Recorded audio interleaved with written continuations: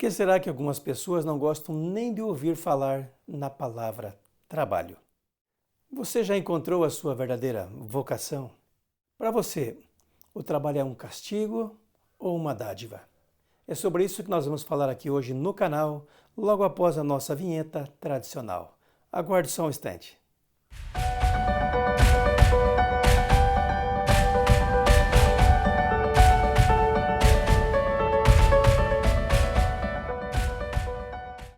Olá, tudo bem? Aqui é o professor Jerônimo, seu coach de alta performance para gestão de negócios, empreendedorismo e liderança.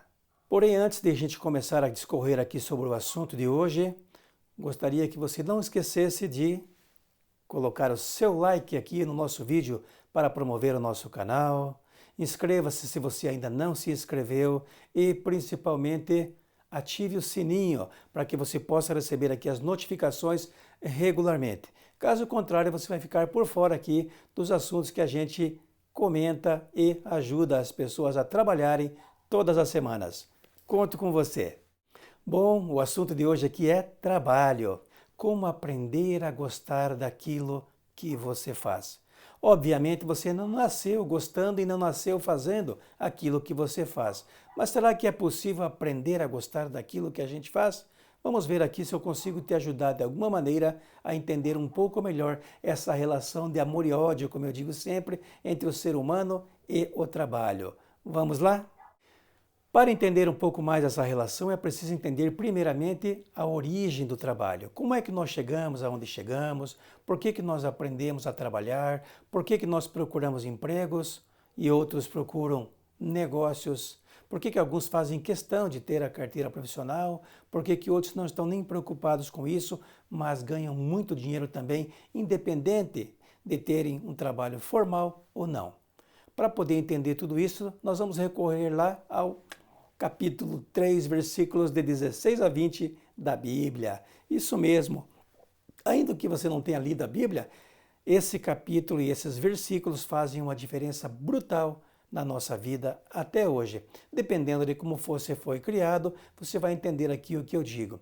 Lá no Gênesis capítulo 3, versículos de 16 a 20, há uma passagem bíblica que diz o seguinte: Deus disse à mulher: multiplicarei as tuas dores e teus partos.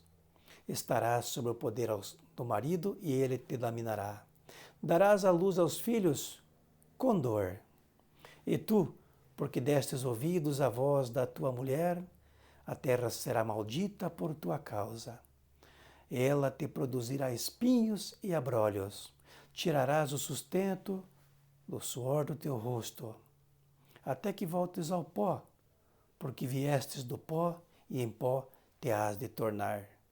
A partir disso, o ser humano ganhou uma concepção de que tudo o que ele fazia seria por conta daquele castigo divino. Isso foi difundido ao longo de centenas de anos. E por conta disso, muitas vezes, a gente fica preso àquela conotação de castigo. As grandes guerras também contribuíram para esse conceito equivocado de trabalho. Porque quando os exércitos eram derrotados, o exército inimigo era submetido praticamente à escravidão. E como ele tinha um orgulho ferido, o soldado não queria trabalhar. Então eles usavam lá um instrumentozinho interessante de motivação, digamos assim, ou de incentivo ao trabalho, que era o tal do tripalium, que é de onde vem a origem da palavra trabalho. Então, quando o sujeito não queria trabalhar, simplesmente o exército, que era o opressor, o dominador, mandava dar uma tripalhada no sujeito. Por conta disso, ele se obrigava a trabalhar. Para os gregos, o trabalho tinha um outro sentido. Ele era através do esforço, através da agricultura. Tanto é que o símbolo do trabalho era o arado. E para as mulheres era o trabalho de parto, ou seja, a condição de mãe, de procriação e assim por diante. Então o trabalho ele sofreu diferentes evoluções, estágios ao longo de centenas de anos. Mas foi durante o Renascimento que o grande líder da Reforma Protestante, Martinho Lutero, deu um outro sentido para o trabalho. Para Lutero, o trabalho, o sentido do trabalho, era a chave e a base da vida. Portanto, deveria ser utilizado como glorificação, como glória divina, como atender aos pedidos divinos, às intenções divinas e assim por diante. Mais adiante, o Max Weber deu um outro conceito. Ele associou praticamente o trabalho a uma vocação. Tanto é que ele fala muito naquele seu maravilhoso livro, A Ética Protestante e o Espírito de Capitalismo. Ali você vê como se deu todo o desenvolvimento da colonização norte-americana e por que os Estados Unidos é hoje essa grande potência, essa grande nação. Diferente de nós, aqui latinos, colonizados por católicos. Ou seja, os Estados Unidos em geral foram colonizados por protestantes. Os latinos, América do Sul, América Central, foram colonizados por católicos. Para os católicos, o trabalho era o castigo do homem. Para os protestantes, o trabalho dignifica o homem. Essa diferença foi vital para o desenvolvimento de diferentes nações, diferentes comunidades, diferentes países e assim por diante. Isso está na história. É preciso ir a fundo e refletir para entender por que essa diferença tão grande entre diferentes países e pode ter certeza absoluta que a religião teve um peso muito grande nisso. Quais são as consequências de tudo isso que nós escutamos, ouvimos em casa, na escola ou mesmo na igreja, desde a nossa mais tenra infância? Primeira consequência que eu diria é a influência das palavras ou das pessoas que falavam conosco, que nos ensinavam, que transmitiam conhecimento. As palavras fazem uma grande diferença, elas têm um grande peso, um grande efeito sobre o desenvolvimento de uma criança. Portanto, eu lembro muito bem da minha mãe, muitas vezes reclamando, eu brincava muito com ela, porque eu trabalho tanto, o trabalho é um castigo, meu Deus, mas que tortura. Ou seja, como ela estava um pouquinho dissociada, de fato, daquilo que ela gostaria de fazer, e só mais tarde ela conseguiu descobrir a vocação dela, portanto ela sofria muito. E nesse aspecto ela era muito repetitiva, provavelmente trazendo lá da sua infância, dos seus pais ou da minha avó, dos meus bisavós, todo aquele discurso negativo que se apoderou dela e que ela durante muitos anos alimentou em função daquilo que ela fazia e muitas vezes não gostava. Uma outra consequência que eu sempre gosto de analisar é a seguinte: quando você não faz aquilo que você gosta ou quando você está no lugar errado, existem duas coisas que geralmente são consequências trágicas. Primeiro, você sofre. Quando você não está fazendo aquilo que você quer, quando você não está praticando a tua vocação natural, ou seja, quando você não gosta daquilo que você faz, provavelmente você sofre e provavelmente faz os outros sofrerem também. É simples assim. Olhe bem ao seu redor. Quando você entra numa loja, quando você vai para o trabalho, quando você vai para a escola levar o seu filho, quando você está em qualquer lugar onde as pessoas estão prestando serviço ou vendendo alguma coisa. Quantas pessoas gostam de fato de fazer aquilo? Quantas pessoas te atendem bem? Quantas pessoas incorporam aquele espírito do atendimento, da venda, por conta daquilo que gostam ou não gostam de fazer? Isso é muito triste. Eu digo sempre que isso é atraso de vida. Pessoas que não gostam do que fazem não são obrigadas até a gostar, mas têm que, no mínimo, fazer um pouco melhor, têm que, no mínimo, ter respeito e educação àqueles que procuram o seu serviço, pois é dali que sai o seu sustento. Imagine-se você no lugar do patrão, olhando, muitas vezes, aqueles seus empregados, seus funcionários ou colaboradores, como a gente gosta de chamar, né? Fazendo todo aquele trabalho de maneira equivocada, de má vontade ou de forma errada, até para te prejudicar na maioria das vezes. Você estaria contente com alguém dessa maneira, praticando aquilo que eu chamo de propaganda enganosa, ou seja, está ali ganhando, sugando o seu dinheiro, levando uma cota do seu lucro, do seu capital, simplesmente de maneira equivocada, fazendo as coisas da pior maneira possível? Você gostaria de ter um funcionário assim? Se você não gostaria, muitas vezes eu pergunto, por que é que as pessoas não se colocam muitas vezes lá no lugar do empreendedor, lá no lugar do patrão, para entender de fato? Isso é uma via de mão dupla. Eu emprego, ajudo você e você me ajuda através do bom atendimento, através do gosto que você tem por aquilo que você faz, através da paixão pelo trabalho, através da prática da tua real vocação. Agora, quando você está deslocado, eu já citei, não custa relembrar. Você sofre e faz os outros sofrerem. Muito bem. Como é que você pode aprender a dar sentido para o seu trabalho? Como é que você pode aprender a gostar daquilo que você faz?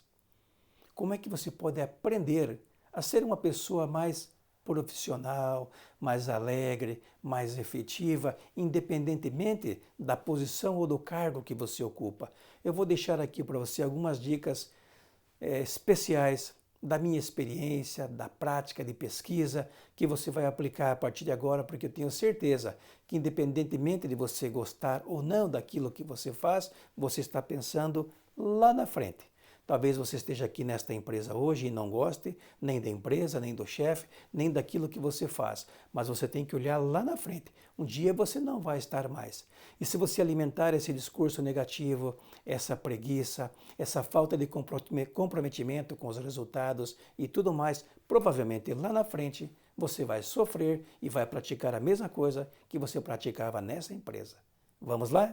Lembre-se. O trabalho dignifica o homem e a mulher. Dignifica bastante. Mas gostar daquilo que a gente faz geralmente é uma meta de médio e longo prazo. Como nós começamos em serviços mais simples ou mais humildes e temos uma escada corporativa a seguir, faça aquilo que você faz com o melhor que você pode, independentemente do cargo, da função e do salário que você ganha.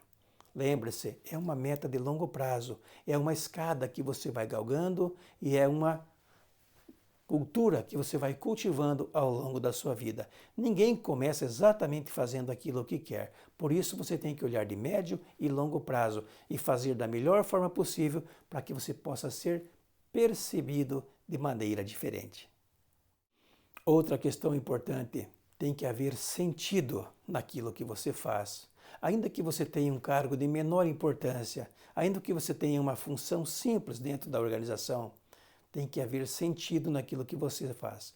Você faz aquilo não apenas porque você quer ganhar dinheiro e sobreviver. Você faz, porque você vê naquilo um sentido de realização, um sentido de contribuição, ou seja, algo que agrega valor, algo que faz parte de uma engrenagem maior, algo que te faz ser olhado de maneira diferente, de acordo com a sua dedicação, com o seu comprometimento e, principalmente, de acordo com a entrega, o amor que você condiciona àquilo que você está fazendo.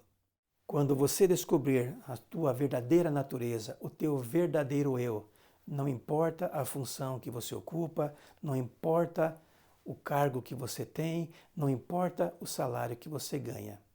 Quando a gente olha para o fundo e faz aquilo de fato com amor, com dedicação, com comprometimento, ou seja, porque você faz independentemente de tudo aquilo que nós já falamos, aí você começa a ver de fato que há sentido de contribuição e sentido de realização. Ali sim, despertou o teu verdadeiro eu, a tua verdadeira natureza, aquilo que de fato pode agregar muito mais valor, conhecimento e experiência na tua vida. Por fim, pense da seguinte forma, em vez de você perguntar como é que eu ganho, ou o que é que eu ganho com isso, por que é que você não pergunta como é que eu posso ajudar as pessoas, ou a empresa, ou o meu patrão a melhorar isso? Muda completamente a pergunta. Há pessoas que vivem o tempo perguntando, eu não faço mais porque não ganho mais. Ou, se eu fizer isso, o que é que eu ganho com isso? E há pessoas que estão o tempo todo perguntando, como é que eu posso melhorar? Como é que isso pode ser feito de maneira diferente? Aí sim você vê a diferença entre, de fato, quem quer permanecer na empresa e quem não quer permanecer na empresa. Lembre-se sempre, quanto mais distante, quanto mais desfocado, quanto mais não conectado à tua realidade, aquilo que você gosta ou aquilo que está lá no fundo da tua alma, provavelmente mais você sofre e mais você faz as pessoas sofrerem. É simples assim. E para fechar aqui o nosso vídeo de hoje, eu quero terminar com 3 insights maravilhosos que eu adoro, de autores diferentes e que com certeza você vai gostar e refletir a respeito. O primeiro insight é de um autor que eu gosto bastante, o Albert Camus, um pensador francês que era filósofo, escritor, romancista, e diz o seguinte: não existe dignidade quando o nosso trabalho não é aceito livremente. Portanto, quanto mais conectado você estiver àquilo que de fato você gosta de fazer, provavelmente melhor, mais aceito o seu trabalho na comunidade ou onde quer que você esteja. O segundo pensamento vem de um autor que eu também sou apaixonado, é o famoso Albert Ellis. Já citei ele aqui várias vezes no canal, e Albert Ellis dizia o seguinte: quanto mais distante da sua real vocação, quanto mais desconectado da tua realidade, mais você sofre e mais você faz os outros sofrerem. E o último, autor do grande best-seller O Profeta, é o famoso escritor libanês radicado nos Estados Unidos, Khalil Gibran. Todo trabalho é vazio, a não ser que haja amor. Então, você tem trabalhado com amor ou não?